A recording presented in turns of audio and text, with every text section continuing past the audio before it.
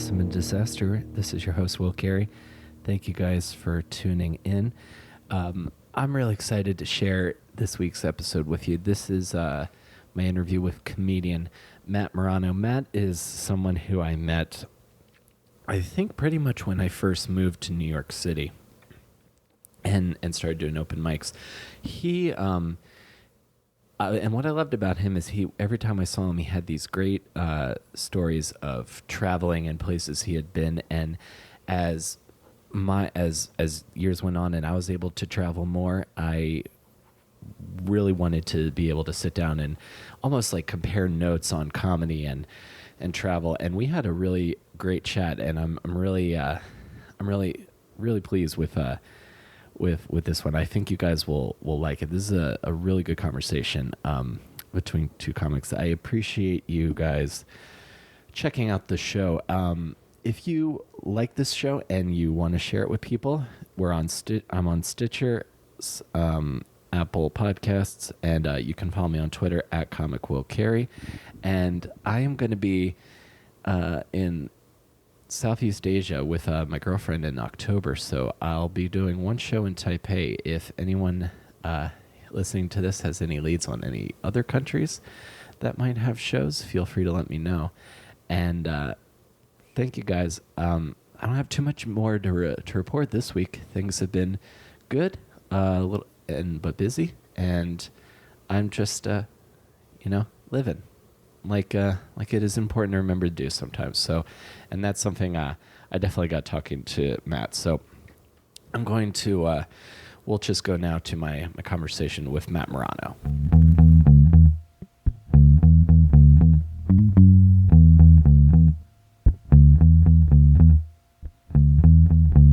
What happens with me a lot is I'll discover a series through a show, and then I'm like, oh, I need more of this. So, and then I'll go read everything that's been published. And now I'm at the point with the two things I am following where I'm like, it's taking too long for them to release the English translations. Would it be faster to just learn Japanese? I've heard of people. I've met people that told me they did that. I don't know if I believe them, but yeah. There was a kid that told me and I was talking to him about Battle Angel Alita. Mm-hmm. It's one it's a movie. It's going to be a movie now. James Cameron producing, Robert Rodriguez directing. Uh-huh. And I met a kid that told me he learned Japanese so he could read it when they had a new series come out, and he just told me, yeah. I'm picking up little bits of Japanese from anime, but I can only say a couple things. I know how to say next time because at the end of every episode of most anime, they always say Jinkai and then the episode title. Oh, that's awesome. Yeah. Can you tell me, we're talking about Japan before we started recording. Can you tell me we were talking about the food a little bit. Can you tell me one of your most memorable meals you've had in Tokyo? Yeah, sure. I guess I've never been squeamish with food. Maybe when I was a kid, but then as soon as I started to grow up when I was a teenager, I became more adventurous. Yeah. And I went to a place and I ordered something, and I wasn't exactly sure what I was ordering. The guy said it was good, and it was an entire fish head. Just the fish head, nothing else. Yeah. And I know now, and I knew then even, this is only a few years ago, that whether we're talking about a pig or a cow or a fish, the most flavorful meat is in the head. Mm-hmm. This giant fish head came out, and this old Japanese lady was sitting next to me, like grandmother age, and looked at me with a big smile and was like, yeah, good. And yeah, I slurped that shit up. It was delicious. Yeah. Like, that's the thing is, if you can get over the fact that it's the head, because I understand that's hard for some people, like my girlfriend, but you get over the fact that it's the head, it literally is the best meat. The other day, I got, I went super Guido making food. I got pig jowl, pig cheek. Yeah, I just had pig cheek for the first time in Canada, and it was like one of the most amazing things. It's like better bacon. It's like bacon, but better. Yeah. And I used it, and I chopped it up into cubes, and I fried it. And then when you fry it, the fat comes out. I render the fat, and I use that to cook the onions in. To start my tomato sauce. I made a brilliant tomato sauce. Oh, that sounds delicious. Super Guido. Yeah. Do you ever talk about food with Mike Racine? I'm just curious because I know he's big on. It's food been also. a while. He got into it for financial reasons, I think, but the selling the sauce. But no, he does love to cook. It's been a while since we've talked about food.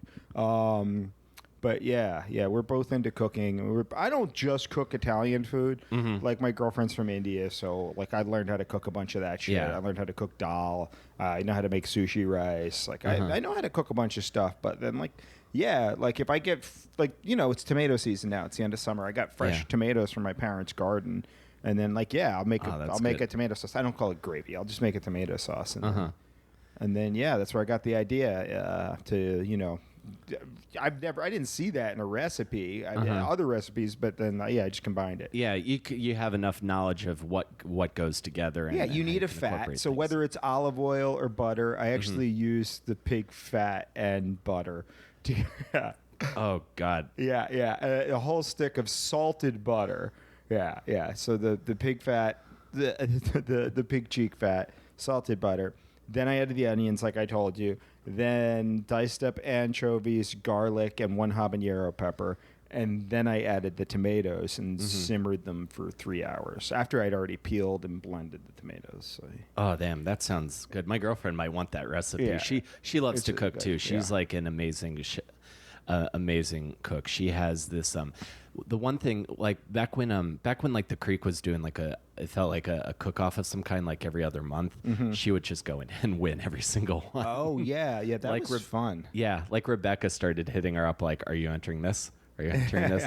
One of my favorite things, because I've been going there for like years, but it was a mac and cheese cook off, and she had made this chicken and waffles mac and cheese. Holy shit! So wait, did she make fried chicken and waffles? She made fried. Basically, what it was, it's like it was almost like a Alfredo kind of pasta with fried bits of chicken, and then she took mini waffles like Eggos and used it almost like a breadcrumb. Oh wow! And then infused the chicken with syrup, so it was kind of like a sweet chicken nugget almost. Oh my God. And she made 5 trays of this, and we got in a cab and went to the Creek. I brought the first tray down, put it on the bar, and I was like, "Hey, Rebecca." And then I went back up to get the second one, and when I came back, both Rebecca and Brian had forks and were like in the thing. I was like, yeah, so I think we got this one on lock. Oh damn! Yeah, that's awesome. That's very adventurous of her. Yeah, she just kind of has these. She just kind of has these like ideas of like, oh, I think this might work, and then I don't think I have PTSD, but I definitely remembered the lean years when I first moved to New York and started doing stand-up. So I definitely have this like, I'll try anything. Like, oh, that sounds good. Yeah, whatever weird combination, I'll do it. Yeah. But the reason I bring up Racine is because I just imagine like you describing how you make tomato sauce, and then like I've seen Racine on Facebook talk about tomato sauce, and I just like the idea of like you guys hosting like a Food Network show. Oh yeah, that would be fun. Yeah, we might argue a lot. I don't know. But what did you like in? So you ate a fish head in Japan. How do you eat a fish head? Oh, I just took chopsticks, and then the meat's really tender, so you just pull it out. Oh, okay. Yeah, with the chopsticks. I use my hands too. I don't give a shit. I travel alone, so yeah. I mean, I've had a girlfriend for a couple of years now, but for a long time I was just traveling by myself, so yeah. I don't have to worry about embarrassing myself in front of everybody and anybody. So yeah, I would just pull the meat out. Yeah, that's good. You put it the way the Japanese do it and the Chinese do it. I think maybe the Chinese more is you have your food, maybe a bunch of little plates, maybe one plate, but whatever you have, whether it's a bunch of food or a lot of small plates, you have a bowl of rice, and you take whatever food you're eating, you put it on the rice, and then you put the food in your mouth. Yeah, with the rice or without the rice, but you drop it on the bowl of rice first. And in China, they actually hold the rice bowl in their hands while they're doing this a lot of the time. Oh, nice. That's my preferred like style of eating. I like bowl in the hand, close to the mouth, just scoop. Yeah, it's great. It's great. Yeah, that's why that's what they do with the noodles and the rice. With the rice, you can't pick up each grain of rice with chopsticks. So what they're actually doing is they're scooping it into their mouth, and that's why their mouth is so close to the edge of the bowl. Right. Yeah, it's not a grab. It's a tool. It's more efficient. Yeah. this is what I'm glad we're talking about this, because when I first started, I feel like I feel like I met you early on when I moved to New York, like 2010, maybe at the Woodshed open mic, early on. And I remember you doing material about places you've gone. I was like, man, Matt seems really well traveled. I want to be well traveled like that. So how many countries would you say you've been to? I think like 20, maybe more. Yeah? 25. Nice. Yeah. Can you tell me about the first time you left the United States, what that was like? Yeah, definitely. I went to study abroad in Wales. So I'd been going to school in North Carolina, and all my friends were my first year of school in North Carolina in Wilmington were dudes that were from England, English guys that went to this school in Wales. And they're like, you should come. This is fun, hanging out. And I'm like, yeah, freshman year of college, we drank and everything. So they're like, you should come to our school next year. And I was like, it'd be awesome. Thinking like I wouldn't be able to do it, but then I looked into it and I did. I got in. To Wales. So Wales is like, I was 20. So if you pick up from America and move anywhere when you're 20, especially if it's like college, like you're gonna have a lot of fun. Like minimal responsibilities. You could drink bright-eyed, wide open. Legally drink. Especially legally drink. So I got there. I remember the first thing I saw a candy machine, and it looked just like our candy machines. Candy machine's a candy machine, like a vending machine. Yeah. But, you look at it, and the coin slot is slightly different, so it could fit their coins, and all the candy is different. Maybe one Snickers bar. So it was literally like, at the time, if you haven't been to any other country, it was like being in another dimension. Right, it was like, holy shit, it's the same, but it's a little different. It's like I walked through a portal. Like, what the hell is a crunchy bar? Like, what is this giant, thick coin that looks like a medieval galleon? Like, the pound is like a thick coin. We don't have anything like that. Yeah. Like, even it makes our dollar coin look like pussy shit. But, and then it's got like a queen on it and stuff. But I remember that being the first thing that struck me. And just going to school there, like there wasn't like a dining hall where everybody ate every week. So that's when I first started cooking regularly. Any college in America has a dining hall, and if you're a freshman, you're eating at the dining hall. Every day, that's what my college experience was. Yeah, well, I'm sure not everybody's, but a lot of people. It's a very typical American experience for college. So like learning how to cook, because English people like Indian food more than they like English food. And it's really good in London. I was just in London for the first time this summer. It's amazing. And I went to this place called Dishoom. Have you ever heard of it? No. It's delicious. If you go back to London, definitely take some time for them. It's like small plates Indian food, some of the best I've ever had, and they do brunch also. I had a bacon egg naan roll. Oh, wow. That is maybe the best sandwich I've ever eaten. I took a bite, I called the waiter over, and I ordered a second one. Oh, Jesus. Have you been, you've been to Jackson Heights? We're in Queens now. You don't live too far. We're in Queens right now. We're in Astoria. I've been to Jackson Heights plenty of times. Yeah. That's where, my girlfriend's from India. She's from Mumbai. And we'll go to Jackson Heights. Every time we go to a buffet there, we say to each other after, let's not go to a buffet again, because we overeat, and then we always want to go back, and like, where are we going to go? The buffet, but like one of us talks us out of it. And there's a little vegetarian place that's super cheap, small plates. It's fucking phenomenal. My favorite thing there is they just have this big pizza-sized. It's medium-sized. Okay, you get a medium-sized pizza. Sure. Medium pizza-sized thing of bread that's fried. This battered and deep-fried. It's like a donut. It's like a fried flatbread donut. And then they serve it with chana masala, which is curried chickpeas. Like, do you know chicken tikka masala? Yeah. But instead of chicken, it's chickpeas. And Chickpeas. Ooh, take this fried fucking donut bread and dip it in that. It's heaven. It comes with little pickles on the side. That shit is so good.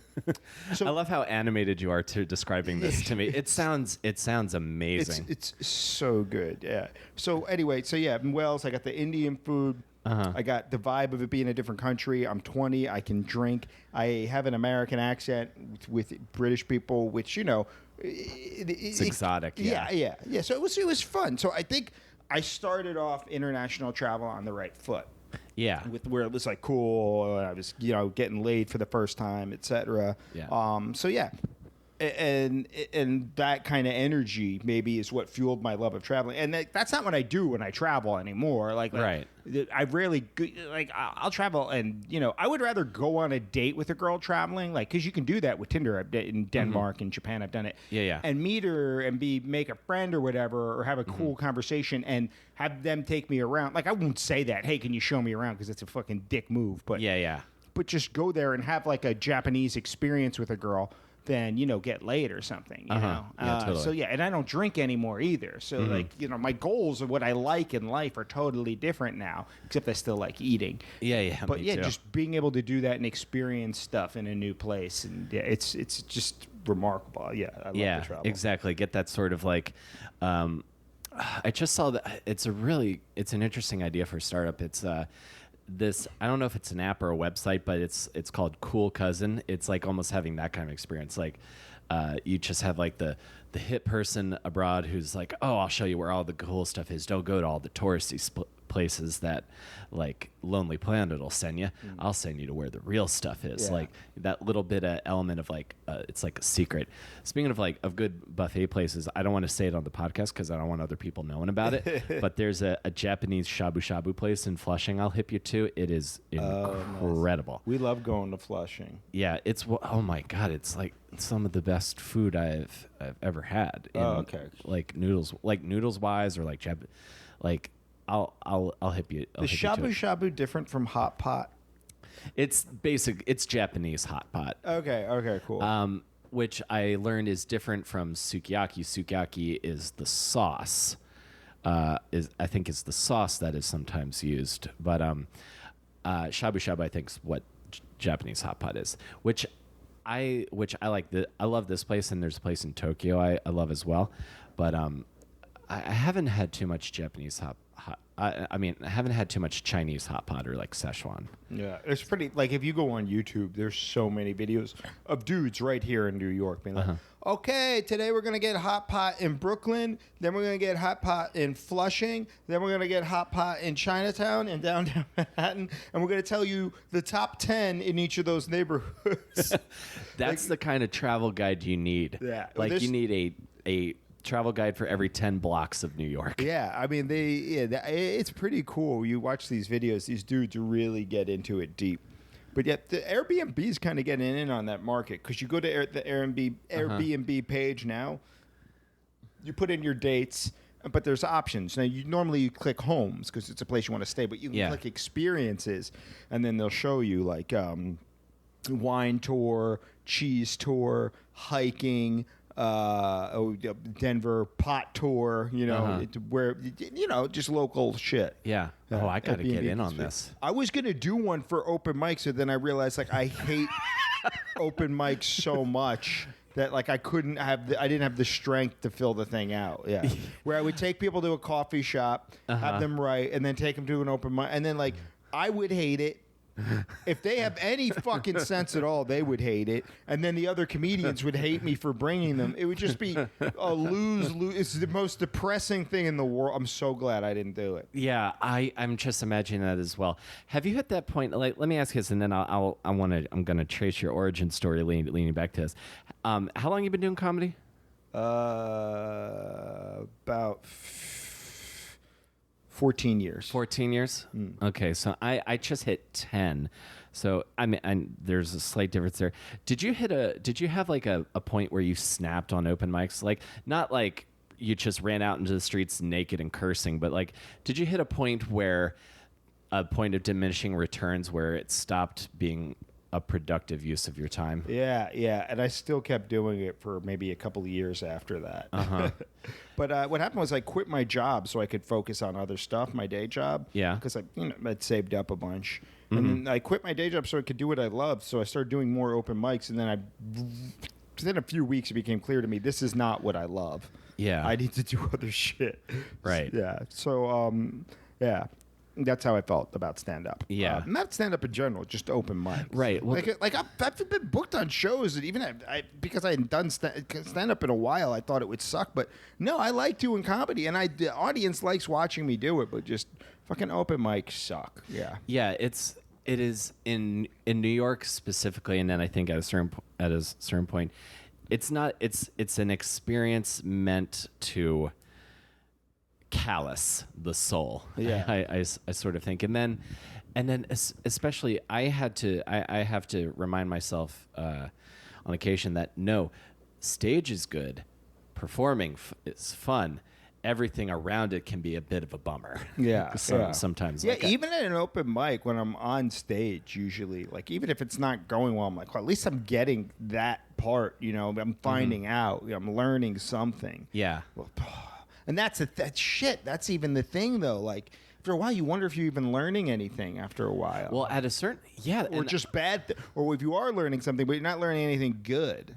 Yeah, like even if you're learning how to do well in that situation, how can that's not going to translate to a monetizable commodity for people who want to pay you to do stand up. Yeah. I don't think. I think it's like it's good for me. No, that's true. I agree with you. Yeah. For me, at least, for the first several years, where I was like really like nose to the grindstone, 3 a night, that sort of vibe. It's about repetitions, about being physically comfortable in front of people, holding a microphone and talking. The craft of it and the technique of it is a lot of it is outside of that specific realm. I think the writing part, and then I think enough bad enough rooms will convince you that a really good bit is not a good bit. So I started thinking now I have to start working smarter rather than harder. Yeah. Oh no, yeah, definitely. My friends that have been successful I've seen their approach to open mics, and it's just that, show up with jokes, do the fucking jokes, and that's it. Yeah. I have friends that do really well, and they like Eli Sayers doesn't even take up the whole time. He writes one-liners, so he'll just do a bunch of them, just to be like, okay, I'm done, I'm out, and because he got as much as he could out of it, and that worked for him. He's doing all right now. That's good. Yeah, I love that he's like killing it on the Roast Palace. He's done the show, and because I remember him from DC, so it was like, and I was just such a big fan of his jokes when we were in DC, and I just love seeing that. Or even did you start with Mike Lawrence? No, he moved here about 4 years after I started. Mm-hmm. He was one of my first comedy friends that I would socialize and hang out with. He was into comic books. And this was just before the Nerdist and all that stuff. So me and him would talk about comic books, and and it wasn't because it was cool, because it wasn't cool then. Yeah, it was before the Nerdist. It was just your thing. Yeah, it was just nice to have somebody I could talk to about nerd shit. Yeah, and absolutely. Talking to him about that, I discovered, oh Jesus, this guy's really smart, and he's really funny too. And then it took him. He was always really funny, and it took him a while to get that on stage, in the way that works in New York. Yeah. In a couple of years, which can seem like forever. Yeah. But when you're in the middle of those couple of years. But then, he hit his stride, and he never looked back, man. Yeah. I think I moved here. It was a couple months before he did the John Oliver stand-up show. Yeah, that was I went to that. That was his first. Yeah, that was his first I think I was at that. I was at that too. It was me and another friend. I think we were all just yay. Yeah, it was awesome. John Oliver hugged him after his set. Yes, he did. He didn't do for everybody. It just looked like a real hug. It looked real, and I haven't seen or talked to Mike in a number of years, but he used to. If I remember from that set, he used to kind of almost his body would almost go into this sort of physical, he would kind of slouch a little and look at the ground in between bits, when because he was doing really well, so there was a lot of applause breaks, but it was that was the first moment I was like, okay, it's possible. You can being in New York and being that funny, it's possible. Yeah. It was inspiring. I don't know if that would ever get back to him, but I love his stuff. He was like one of my early favorites when I first I'll moved tell here. him you said so. Thanks, man. So I'm curious. What were you going to say? No, it's just interesting to see. But one of the fun things about comedy is in watching the people you start with, to see them become successful and how it's different for everybody. Yeah. Like it's entirely different. Like, so Mike, it was that late night set and then a few more like that. And then, but then the writing job started to pop up for him. Yeah. But like Mark Normand, it was just like, he was so likable on stage that like it was very early that Amy Schumer's like, I want him as my opener. Yeah. And then like he just, it was what an awesome gig for like, because if you're her opener now, yeah, you're getting paid what like a headliner gets paid at clubs. At clubs, yeah. Yeah. So Mark, it was just stand up. And like Mike loves stand up just as much as Mark, but he was such a writer that he got these writing jobs. But then that was, he never settles and just goes, I'll just do the writing job. Because when the roast thing came along, like he started getting those jobs too. That's his biggest TV credits are those what he's known for, the roast things. Yeah, and because again, like if I'm thinking of like people I loved, I just like the sheer like technique of words of the jokes. I'm like, his roast jokes are just mwah. Yeah, because like I've done one roast battle and I think they're great. I had a really fun time doing it. When both guys, or guy or girl, or both girls, when whoever, when it doesn't matter the sex, when both people work hard at it, it can be so great. Yeah, I battled Jake Hart, and we were just like neither of us was really trying to win. We were just trying to be funny, and we were just like, oh, I hope our battle is good on the show. Yeah. So it was and it was at the stand. It was like sold out, and I got to do a bit where I have to turn my head because the ceiling's really low. Oh, that's awesome. Well, his jokes, not only are the punchlines really good, but there's that combination of like, holy shit, he said that to that person's face, and the jokes are good. Like everyone was passing around that clip with Ralphie May where like Ralphie May was an amazing comic, rest in peace, but like Mike was just like it was almost like watching a sniper just like pick someone off. Yeah. Oh man. Yeah. He shook Ralphie too, because he just said, "What is it, stinky motherfucker?" Like Ralphie didn't write that part. He was. Yeah, that was mad. That was just real. Yeah. And that's got to be almost as good as like the punchline. Yeah.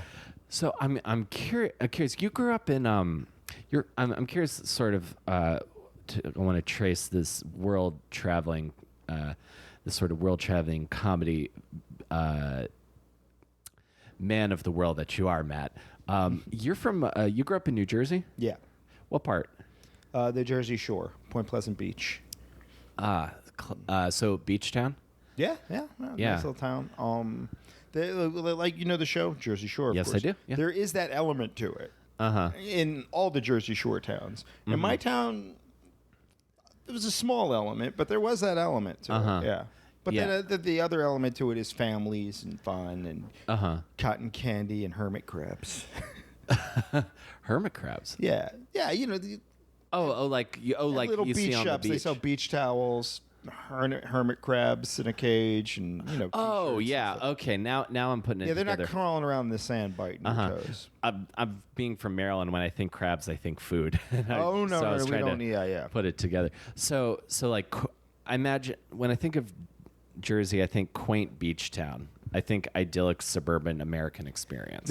There is that, but then there's like Seaside Heights, which is nightclubs and Guidos and on steroids and fake tans. Right. There's that sort of like North Jersey sort of stereotype. Well, yeah. I mean, we have it too. I mean, and then we can use this defense like, oh yeah, those people at our beach they don't have beaches in North Jersey, so they just come down here. Well, we make those guys too. I went to high school with some of those guys. Oh no, those guys are everywhere. I knew that guy in high school. They were all on the football team. Yeah. It's not even just an Italian thing because you know. Well, we would call them Guidos. Even me, Italian, we would call them Guido because I wasn't like that. I wasn't a Guido. I'm Italian, but I'm not like a, hey, how you doing, bro? Like, I'm trying to win a beanie baby for my girlfriend. Like, yeah. Exactly. You're Italian, but you're not like did you just, The Sopranos was canceled. Yeah. You can stop being like that. So that stereotype is even known within like people who are Italian. Oh, totally. Like, yeah, like I had a friend, Rob Jindal, growing up, and then like he would call a guy a Guido, and Rob was Indian, but I wouldn't be like, no, fuck you, fucking Indian. I'd be like, yeah, he's a Guido. Yeah. I'm Matt, like, and he's a Guido. Oh yeah, I know exactly what you mean. Some people, I'm Will, and I technically grew up in the South, but I am not Southern. Yeah. So I'm curious. So okay, so small beach town in New Jersey. What was your family life like growing up? I imagine I have an idea of what being in an Italian family is like. Well, my mom's Irish. I did not know that. Yeah, so not from Ireland, but her grandparents are from Ireland. My dad's grandparents are from Italy. I think I just got more of the Italian features, and I have an Italian last name, so I just I just look more Italian. But yeah, so I had two younger sisters, and older brother. My dad taught public school. He was an art teacher. He's a guy that should have been a gym teacher, but was an art teacher just because they needed art teachers. And my mom was a real estate agent. Did he know anything about art? I'm curious. No, like just the stuff he had to learn to teach kids. So What grades was he teaching? Middle school.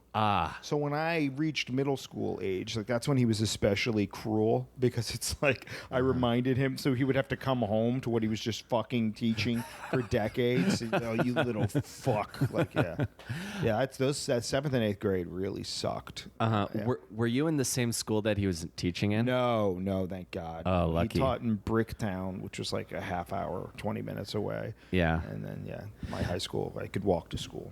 When I was in 5th grade, I was in the same elementary school that my mom was teaching at, and I was literally across the hall from where she was. I mean, I only really got in trouble a couple of times, but still, everyone's like, "Oh, that's Mrs. Carey's kid." Yeah, because it's like you think about it now when you're older, you weren't just getting in trouble, and then your mom's already. Any mom would be mad at them for getting in trouble in school, but you're embarrassing her at work. Yeah, that's like a double layer to it because it's not only like I'm disappointed in you because you should know better, but you are making it awkward at lunch. Yeah.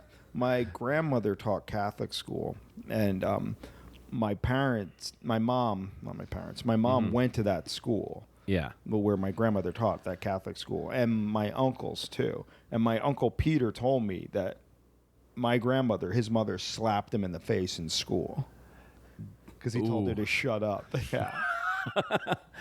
Oh, in front of other kids? Yeah. Man. It's funny that he even told me that. He didn't tell me when I was older. He told me when I was a kid. He's like, slap me in the face. I was like, holy shit. Right. That's nuts. Grandma? I thought grandma was nice. Yeah. Yeah. I from what I've learned, grandma is often nice, but don't fuck around because it'll be quick. Yeah. And then she'll go back to being nice, and then no one will believe you. Yeah. Okay, so you get so four kids in the family. I'm curious, like when this, because when I look at you, I don't automatically see someone who loves comic books. When did you start getting into those? Because we've talked about how it wasn't cool when we were younger. It's very mainstream now. I was never good at sports. So when you have sports and you're good at them, it's like you embody the role of hero, or if not hero, then like someone with a purpose, with something you can do, and then have fun doing it. Yeah. And you build up adrenaline when you play sports, and you get the endorphins from the exercise, and then like you're sinking goals and stuff on top of that. That's a really fun, like it's a great feeling. And you can literally be a winner. Yeah, and I just never had that feeling because I sucked at sports, and I was never great at school. And I always liked the cartoons when I was a kid, the Spider-Man cartoons. And then sometimes, like, they'd have like Daredevil would be. I remember one time he's like we went to Hell's Kitchen, but Daredevil couldn't show up that day, and they just showed a quick Daredevil swinging from building to building using his billy club. I was like, that's so cool. There's another one. What the fuck? And then the X-Men made an appearance once, and I was like, oh my god, there's a whole universe, and they all know each other. This is amazing. And then going to the comic book store and seeing the comic books. I remember we picked up one comic book, and it was. You got to understand, when Venom first came out, it was the coolest shit ever because it was like Spider-Man, which was always cool. I always liked like a villain that was like the theme of his costume or whatever was just an exaggerated or opposite anti-version of the actual hero. So Venom was like looked like Spider-Man. His costume fit the same way. He was wearing Spider-Man's old costume, but he was bigger and muscular and had this giant monster tongue and big teeth. I was like, what the fuck is this? This isn't happening on TV. This is cool as shit. And I didn't know at the time Venom had that entire impact in the comic book world. You know, Todd McFarlane was drawing him, to the guy who went on to create Spawn. So this was huge. And just seeing that made me be like, oh my god, the comic books are even fucking doper than the TV shows. Yeah, and they can do so much. There's so much more they can do, and the art style is just completely different. Because I feel like animation, like with maybe the exception of the Batman animated series, which had that sort of noir, kind of darker, more serious tone to it. I remember the Spider-Man cartoon, and it being Spider-Man and His Amazing Friends. Because I'm 39, so this was Spider-Man, Firestar, and Iceman. Firestar was created for this show. Okay, and if I remember correctly, like there's something to, because exactly what you're saying, the way Venom's drawn, there is a certain sort of strength that all of the characters in comic books, the way they're drawn up here, like they have compared to, I'm thinking almost like Saturday night morning, like cartoon style drawings.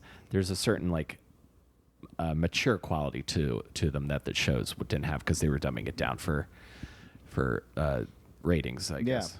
Or there's just things they can do. Like when they came out with the Defenders series on Netflix, which I didn't like. So the Defenders on Netflix is it's Jessica Jones, Iron Fist, Luke Cage, and Daredevil. Yeah. The comic books, the Defenders were always a completely different team than that. They didn't have any of those guys. The comic book was like, okay, cool, we'll do a Defenders with those guys, those same characters. Yeah. We'll do a writer, our most popular writer, Brian Michael Bendis, who invented one of those characters and made another one of them popular again. He invented Jessica Jones. Yeah. So it's like we'll do our own Defenders with those characters. We won't do the same plot. We'll just use the characters, and it is so much fucking better than the Netflix show. It's amazing. And then like I'm 6 issues in, and then Deadpool shows up. I'm like, oh yeah, they can do that. Deadpool can be, and it's no big deal. You don't have to pay Ryan Reynolds $10 million. You just draw him and he appears, you know? So it was really cool. It was just such a good series. Black Cat is in it, and it's just such an awesome series. And so in some ways, the comic books are still better than the TV shows. I don't know. Infinity War is really good, though. Like, I loved Infinity War so much. If you're a fan, Thor Ragnarok, if you're a fan of Marvel Comics, it's like they really captured the spirit of it. Like this, it's just so nuts. Yeah, I was literally in the theater watching Infinity War, just going like, I think my mind's gonna explode. Like there was just so. It was like every sort of like what if scenario you ever had, they were just like, let's do it. It took me. I like really enjoyed processing that movie. I saw it like 3 times in the theater. It's the first Blu-ray I ever bought because I don't really need Blu-rays. I went for, this is fucking weird, but I went for a 10-mile run. And for the entire run, I was listening to My Beautiful Dark Twisted Fantasy by Kanye West, and I was setting each song in my head as a music video to different parts of Infinity War. Just that's good. I was just tripping. It was nuts. It was like I was high. I wasn't high at all. Runner's high, but. Yeah, it was a really good run. Oh, that's awesome. I cannot wait for next year. It's just good. Oh, the new one. Yeah, I hope it's good. If it's not good, that's fine. The first one was good enough. But it'll suck if it's not good. But I'm looking forward to finding out. Yeah, I can't.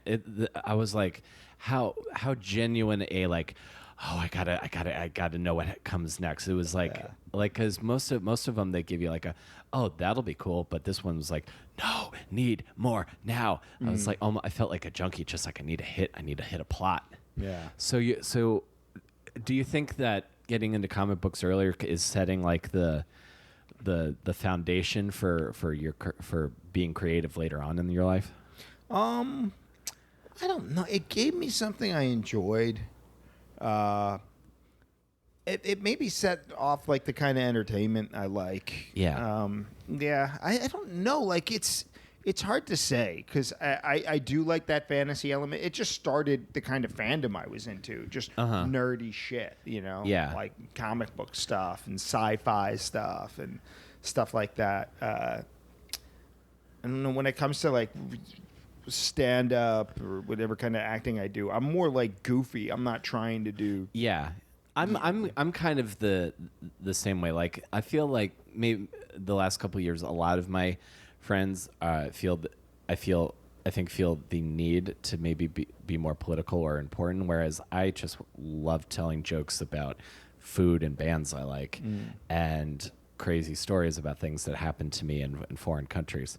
But the reason I trace this is because if you go, knowing that you've gone on to travel so much of the world later on, I always view New Jersey as I always view New Jersey and other places like Maryland or Pennsylvania as like your more small town, like superhero origin story, like Superman kind of places. So I'm wondering if the pull of adventure was started there. I could be totally at my own ass I with almost this metaphor, think it's more. I was really into Roger Moore's James Bond. Like, he traveled a lot. Like he did it in a super douchey way, where he was, he would order martinis and specify how he wanted them made. But like, I remember as a kid even liking that. Like, holy shit, he's going to all these exotic places. And even as a kid, like I was 8, being like I was definitely jerking off to the girls in those movies. Yeah. So that was part of it too. Just like the. I don't know. Just to fucking just take a. I just like the way he was comfortable everywhere he was, and just because so many people like you don't have to be some lounge lizard like him, but so many people are like afraid to travel, like tough people.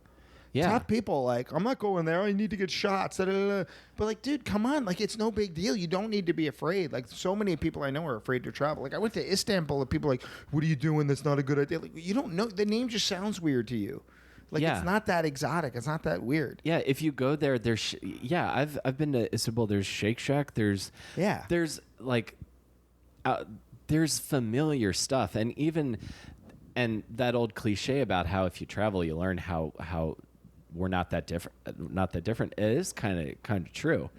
Like I've had conversations in like 5 or 6 different countries with comedians doing shows, and they're the same conversations I have with comedians doing shows in New York, and like they like punk rock, I like punk rock. There's bonding things that it's not that.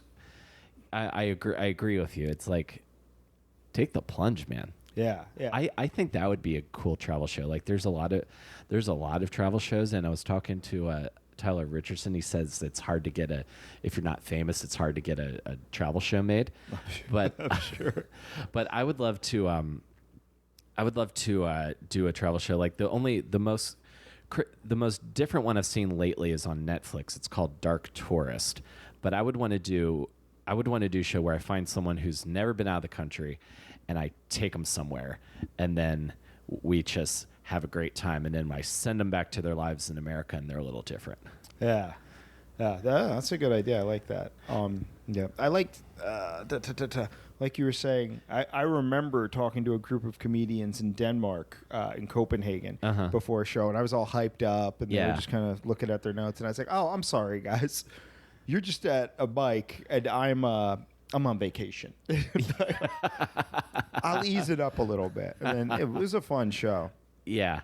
But it's neat doing those experiences where you put yourself in a place and you do the thing you would do at home, but you do it somewhere else. And like one of the most fun conversations I had, I went to Forbidden Planet in London. I just talked to a bunch of comic book nerds like I would talk to fellow nerds at a comic book store here.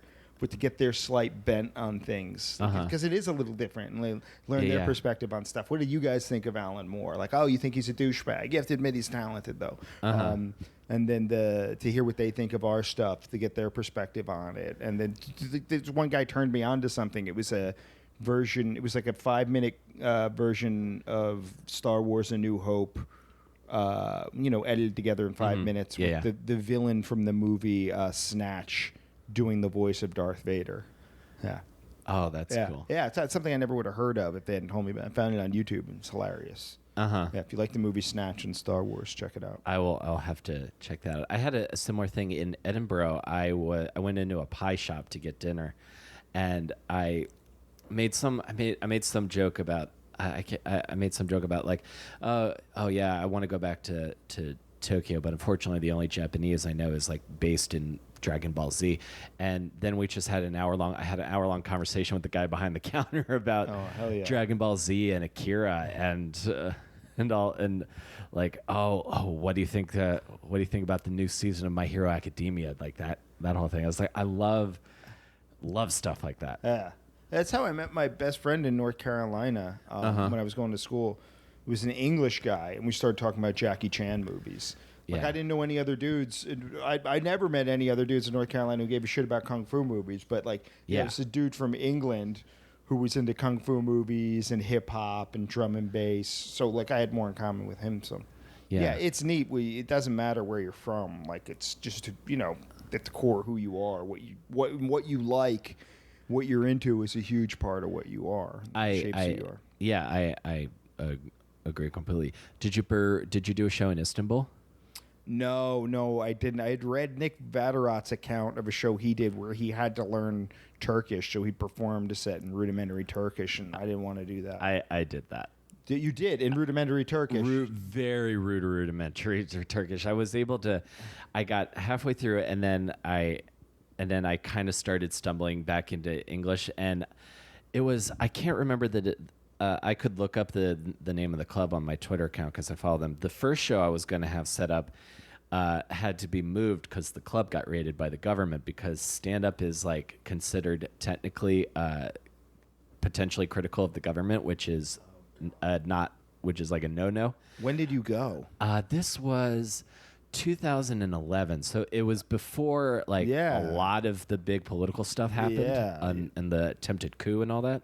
I went a year later. But it was still a little tense, and I went up, I was like, bet him out and we'll carry it. And I was like listening, someone had translated the set I wanted to do, and I was like listening to it on my iPod for like a day, and I did it for like about 4 minutes, and I started doing like kind of half and half, and the crowd's just like, I'm bombing so hard for like 2/3 of the set, and then I closed by telling two quick stories. One about how I had almost gotten beat up at a soccer match in Barcelona the week before, and then a joke about trying to learn Turkish, where I say to say goodbye in Turkish, you say "Allah smaldik," and then I close by saying we have that as a goodbye in English as well. Allah smaldik, everybody.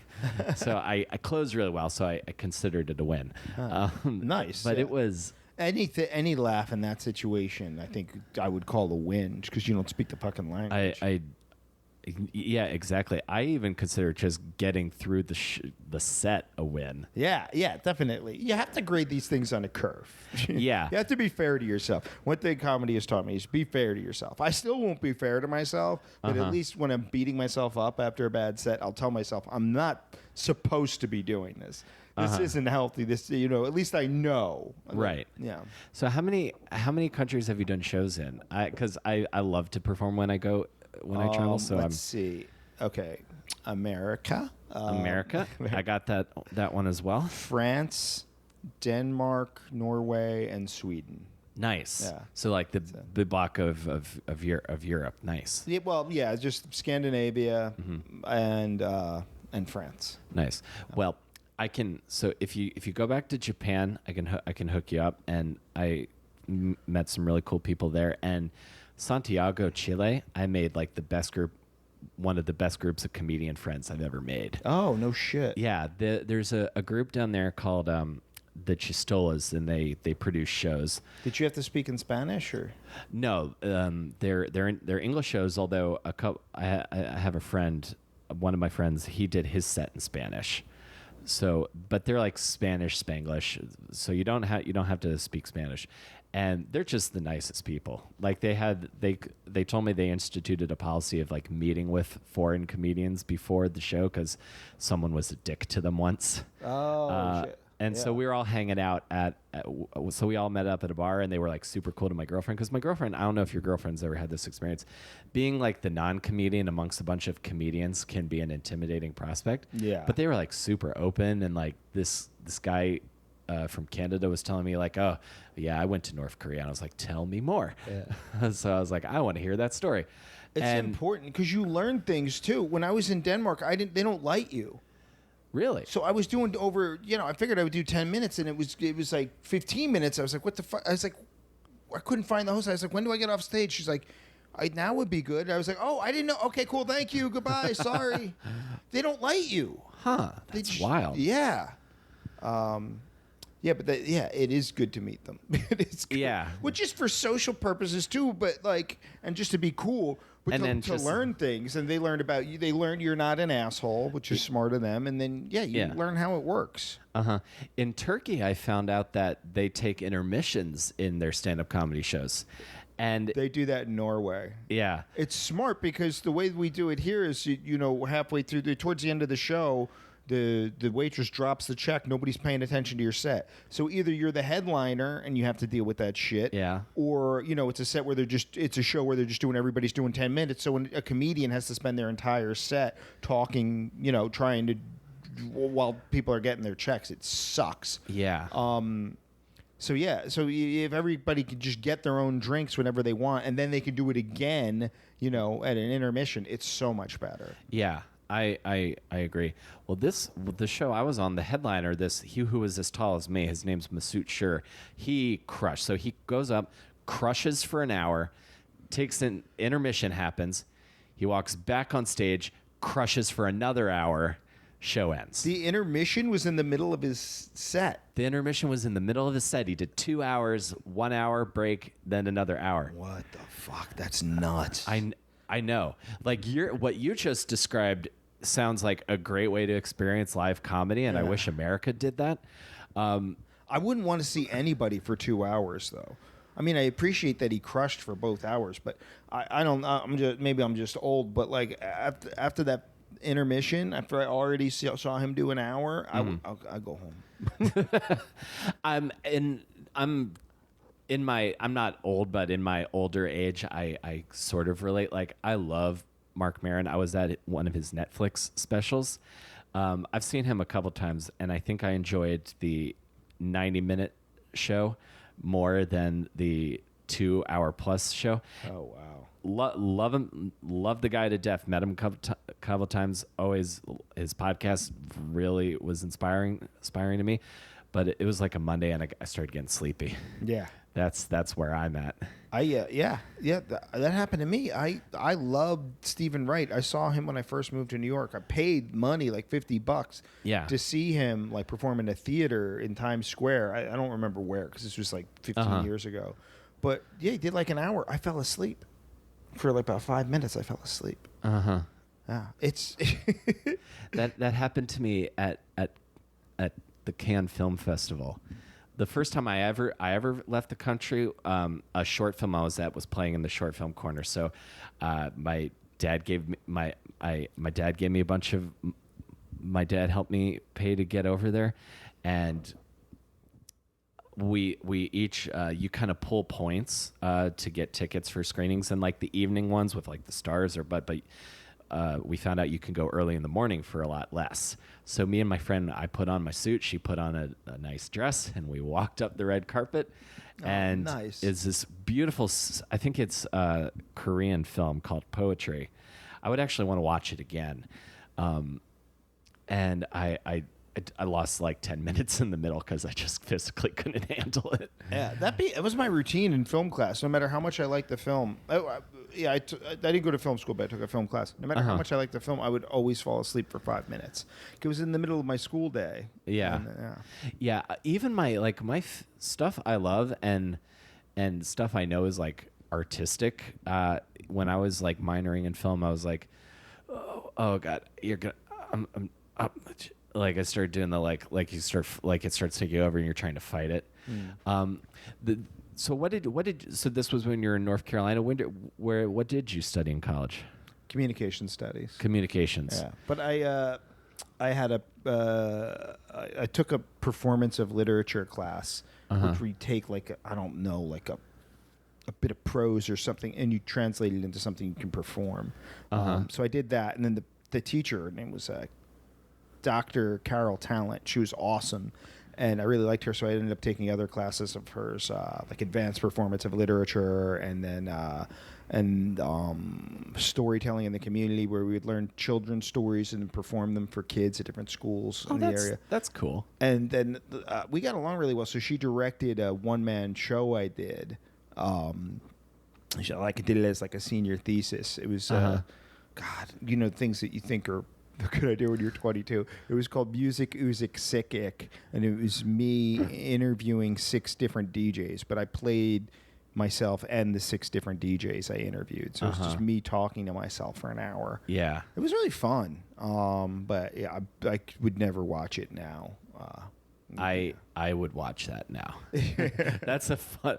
I'm just imagining you in like big aviator glasses and a tracksuit. I don't know any DJ that dresses like that. Yeah. But I think you should bring that back, because I think that's a golden idea. Yeah. I really do. Dance music wasn't even popular then. It was just like, what the fuck was I thinking? Yeah. What years was this? This was 2002.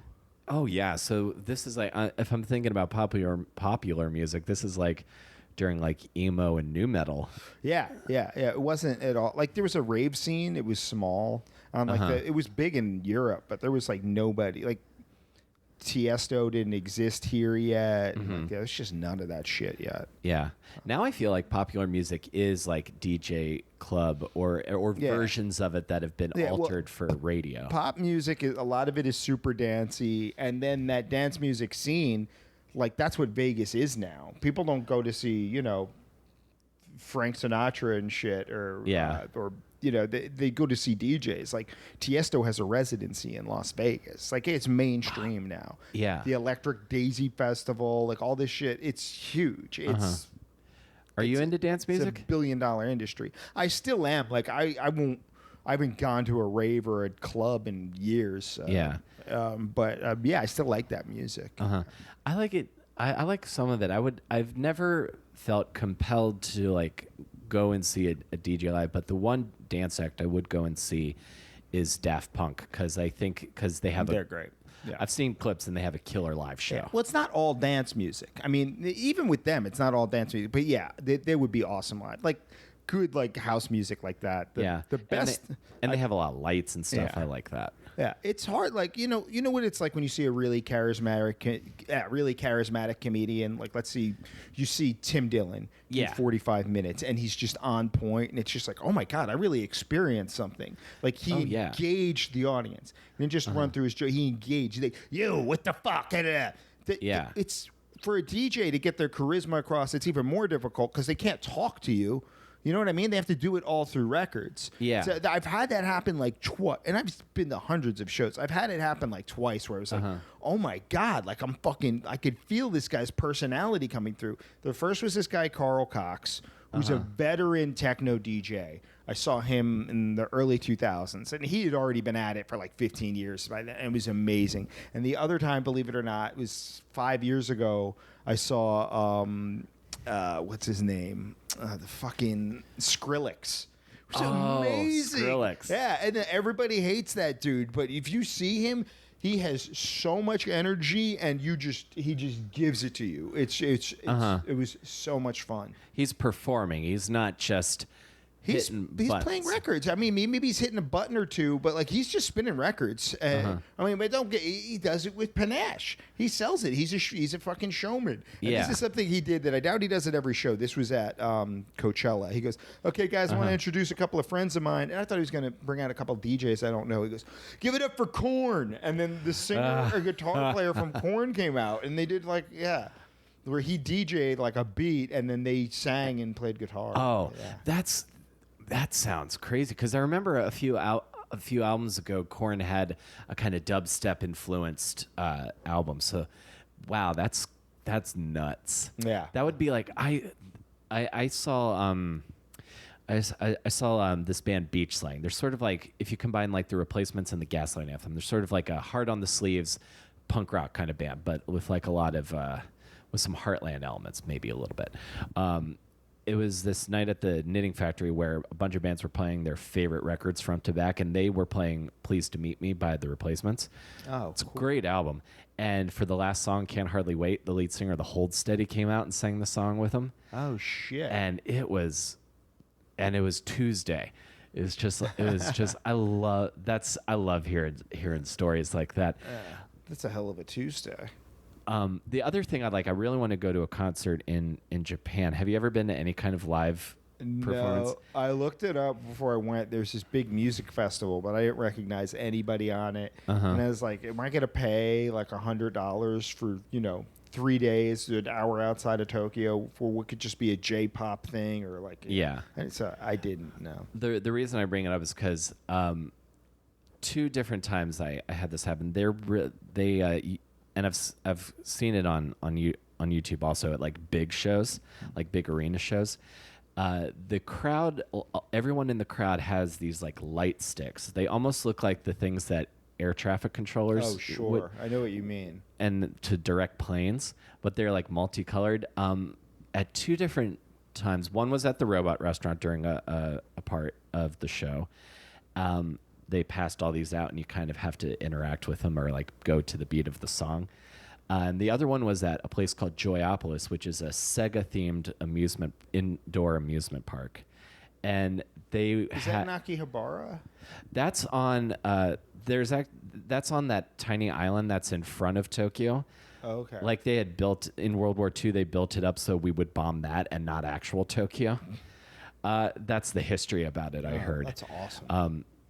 It's called Joyopolis, and I think they were previewing this new like version of a music rhythm game, and they had the mascot. They had like a hologram of the mascot perform, and everyone suddenly had these light sticks, and they're like going to the beat of the song, and then everyone like on the big slow parts, you kind of like hold it up like Excalibur's sword. I've seen an entire arena of people doing that in unison to a song. Wow. And it just looks like one of the coolest experiences. Yeah, I'll say. Yeah, that sounds awesome. Yeah, dude. So did this experience in colleges, were you doing stand-up by that point, or did this set the seeds for you to do stand-up? It seemed like years and years later. It wasn't that much later. It was like, at the time, it felt like it was a long time. It was 2000. It was just a year, 2 years later, I started doing stand-up in New York. So you grew up in New Jersey, go to North Carolina, come back, and then do you move into New York right away? No, I lived in London for a year. That's right. That's right. So in London, I was just partying. I was a bellhop in London, so I was just doing drugs and drinking and, sex and bellhopping. The hotel was debaucherous as shit. Like my manager was he was going out partying all the time too. The general manager of the hotel was a complete alcoholic. You realize that's what sets the theme. You follow the leader. So the GM was a total alcoholic. My boss was a drug addict. He would give us uppers like when we came into work if we were a little slouchy. Just take 2 of these. I came in. I came in on an ecstasy come down once, and he just let me sleep on the floor at his office. Because you cannot when you're that is the worst. You want to die. Like right. A really fun night, and the next day you feel the exact opposite as you felt the night before. Yeah.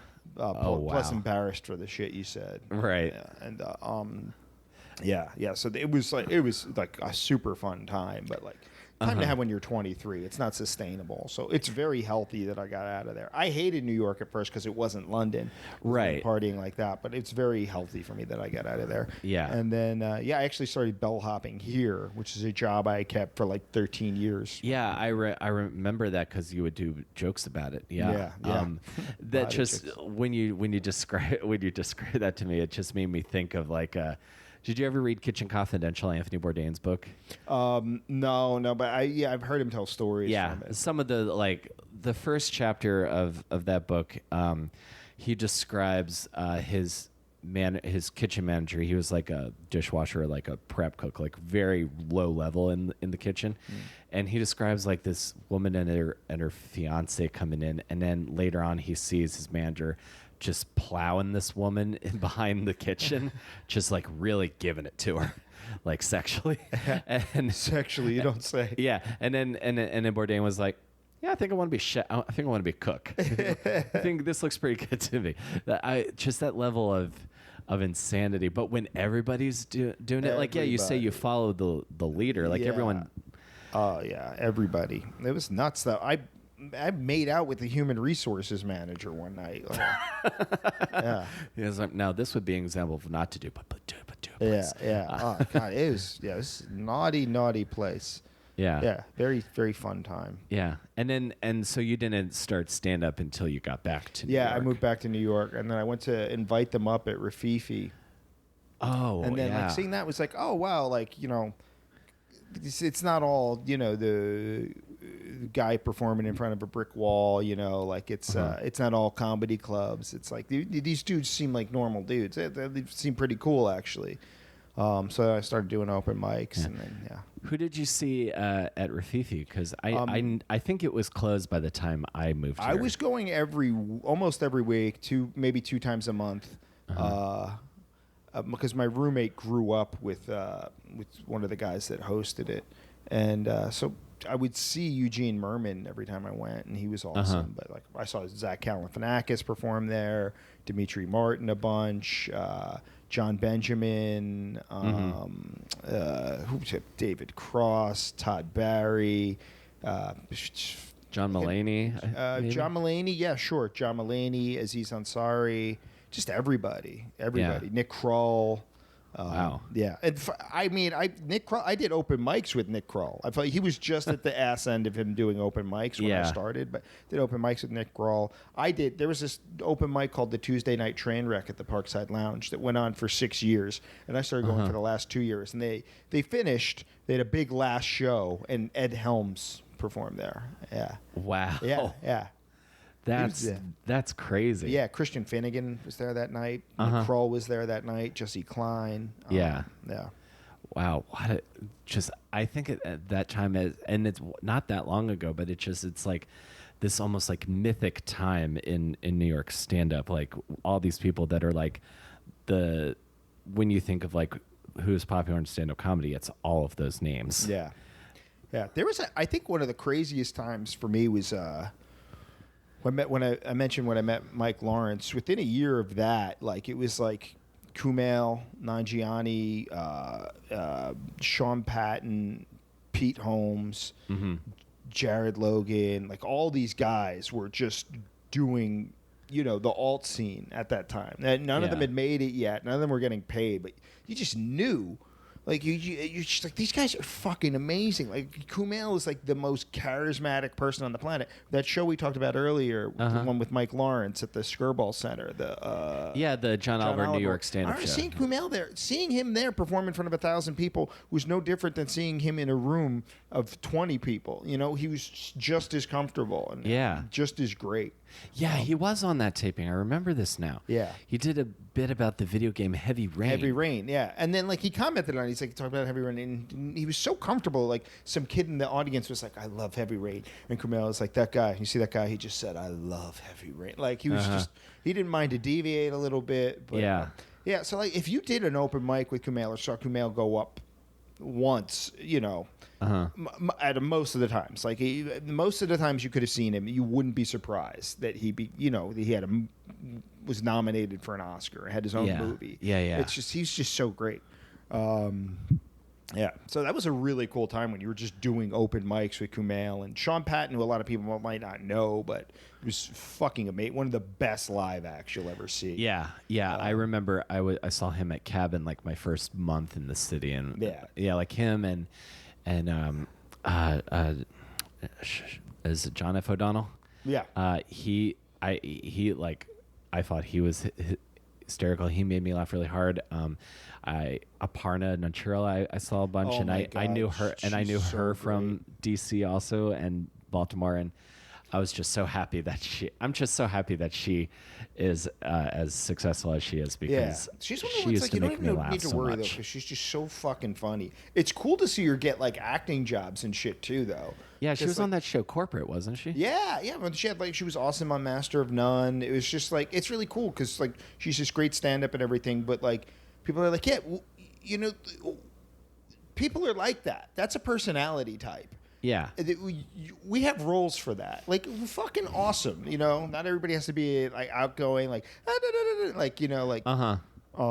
and they can still find a character. That is a character. So, yeah. That is a thing that is applicable to a role. Because I'm thinking about this more and more, like when I think about like, I don't even want to say the business side of what comedy is, but when I think of like of how you choose casting and how people get cast, and it looks like comedians sometimes get cast by people who like who they are on stage, and it's applicable to a TV role. And like what you're saying, there's that idea of like, it doesn't have to be the like Johnny Carson model of what a comedian is. Yeah, definitely. Yeah, you could just be you. Or you get lucky. Like I was nice to Pete Holmes 10 years ago. I did open mics. That's another guy I did open mics with. And then so when he had an open mic scene he needed for Crashing, he's like, "Oh, Matt can do that." So I ended up getting a TV credit and getting paid for a day's work from HBO and being on HBO, performing stand-up in character as myself, just because whatever. Pete knew I could do an open mic because he's done open mics with me. Yeah. And and then he literally said to me, "Oh, you were nice." That was it. Yeah. So much of it, that is so important. I think that's one of the most important things. And granted, I'm not famous or anything, but I think so outside of being funny, just being like, he's nice and he's nice, funny. I'll work with them. Yeah. Or he, she, non-binary descriptor, they, them. So you've done some acting. I'm curious, like where we're at, because I feel like the last show we were on was you used to run a show in Williamsburg or Bushwick.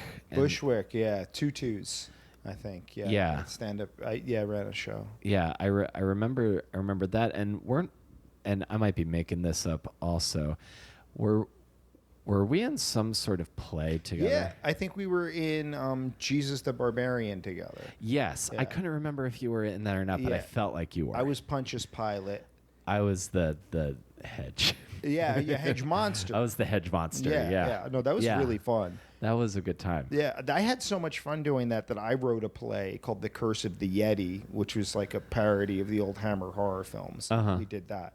Oh, nice. Yeah, so Gonzalo Cordova and Nick Naney did that together. Yes, yeah. I remember Gonzalo and Nick. Well, Nick is still around. I just haven't seen him recently. Yeah. Nick's doing great. He does. He's like the fucking funny comedic actor guy for live shows in New York. Like, he's huge in like the New York has a healthy alt scene again. Yeah. Like it used to be like in the Rififi days, there was an alternative scene, and alternative meant weird, it meant like different from traditional stand-up. And they kept calling it alt, but it just became bar shows, and they just called them alt. They weren't bad. They had really great comics. Oh, yeah. But it's not what... But it's more traditional. It just meant stand-up. Alternative to clubs. Yeah. And now there is an alternative scene where it's just different from traditional stand-up, traditional sketch. It's weird, but like fucking awesome. Like, yeah. And Nick's a big part of that. Like, nice. Sometimes he'll have me do. He has this show he does every couple of months called it's The Sopranos, but the premise is that it's like a 6th grade class or a bunch of 12-year-olds performing The Sopranos. Oh, and, nice. Sometimes they'll need like a bodyguard, or they'll need I don't know, a side villain or something. Sure, and yeah. I'll get to do that. It's always so much fun. Him and Mary Houlihan are so funny. Yeah, she's great. I love her too. Yeah. Dude, this has been awesome. I'm trying to think. What are thinking this might be a good way to put a bone. It's what are some things that you're looking to do now? Because I feel like talking to some other people that I feel like I started at around the same time. We are, and granted, there's this whole new group of I don't mean to call them kids, but there's this new crop of like the new groups of young 20-somethings that are at the creek every night, or they're at like, I don't even know where like the open mics are anymore. Where do you see yourself? Where do you see yourself trying to go next, and what's something you really want to do? I've been having a lot of fun doing acting. Yeah. So once I got that crashing thing, I just put a resume together when I'm backstage, and then I've done student films and met awesome people. I did a student film like a year and a half ago, and it was, some of it's a schlag because it's anything like a lot of waiting around and stuff, but it was fun. Then I did a job yesterday for just a small thing, but the Fuji TV was hired to do this thing for this hair salon, and I got hired to do that. And the cameraman on it I had worked with on that student film, and I was like, oh, awesome. That's awesome. Acting is a community too, so I've done that. I've gotten a couple of small commercials and stuff. That's been awesome. I've been loving acting. I'd love to do like stuff that's not I'd love to do more creative shit. And some of the commercials, you're funny and stuff, and there's that creative aspect to it, but like I'd love to do more creative shit. Whether the comedy would be awesome, but like if I could be even a guy that gets killed in a horror movie, or a douchebag in a horror movie, or an asshole dad, or a henchman in an action movie that fires a gun and then gets shot and dies, but he's still firing the gun in the air after he gets shot. Like I would love to do that. So yeah, you'd be good for those. I just started doing the acting thing a couple years ago. We're actually pursuing work, but like, and it's been awesome. I just look forward to getting deeper into that. Fantastic.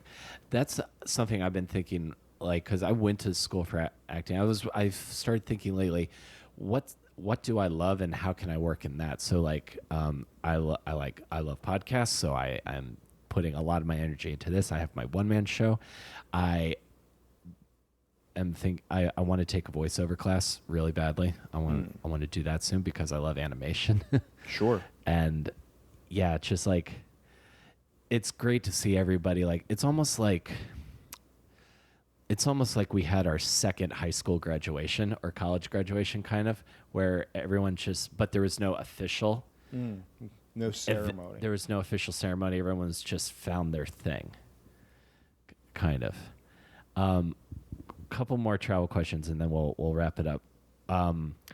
What are some places you think you want to go next? I want to go to India for sure. I wanted to go. I was supposed to go once, but I fucked up with the visa.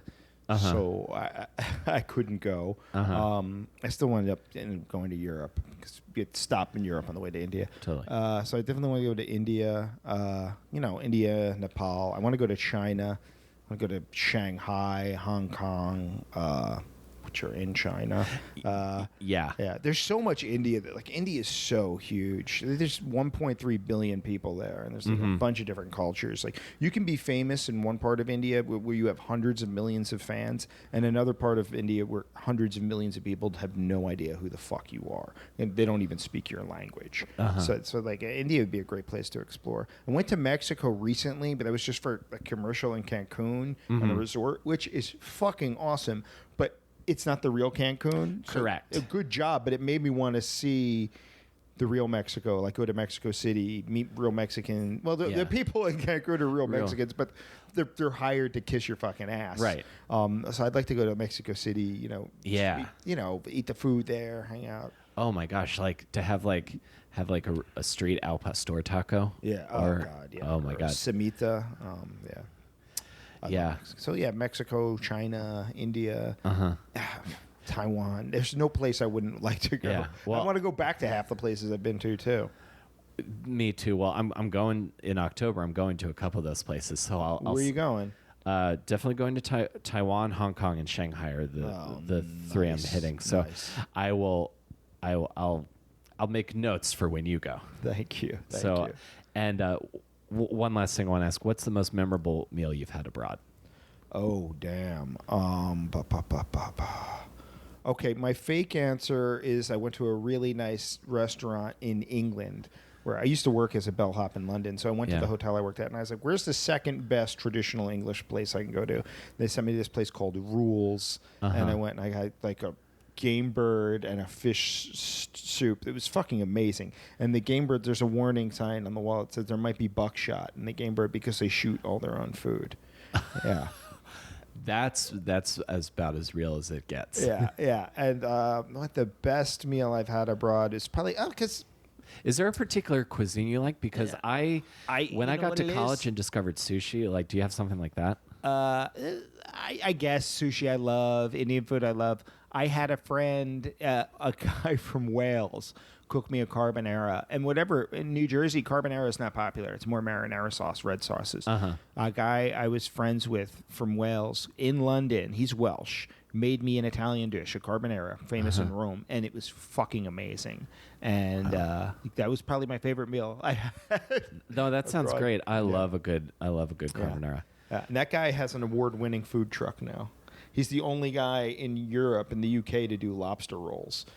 But yeah, nice. Yeah, he included some Welsh elements. There's like a type of seaweed patty that they put in it, like just to like layer it, and they use Welsh butter, which has more salt than American butter. Nice. So you know how important butter is when it comes to lobster. Yeah, we're like full circle with butter. This has been great. Yeah. I feel like we could do it. Like, we'll have to do like another hour and just talk about food we like. I'll do it, dude. I would do this in a heartbeat. Matt, this has been great. Thank you, man. Yeah, absolutely. That's us shaking hands. Yeah, we're shaking hands, and now I'm turning the tape off because I'm going to tell him that shabu place in Flushing, and I don't want anyone else to know about it. Thanks, dude.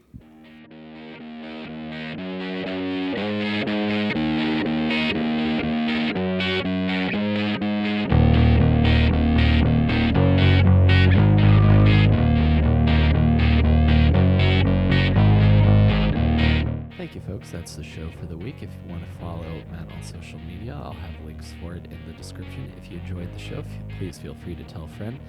You can subscribe to the show on Apple Podcasts and Stitcher. And if you guys want to follow me on Twitter, @ComicWillCarey. You can also check my website, willcareyisfunny.com. If you want me to come and do stand-up in your city, reach out to me. We'll set it up. I love to do shows. I need to do more. And I want to travel more. So if you're somewhere and you want me to come to your city, we'll make it happen. Have a good week, and I will see you folks next week between Awesome and Disaster. Take care, everybody.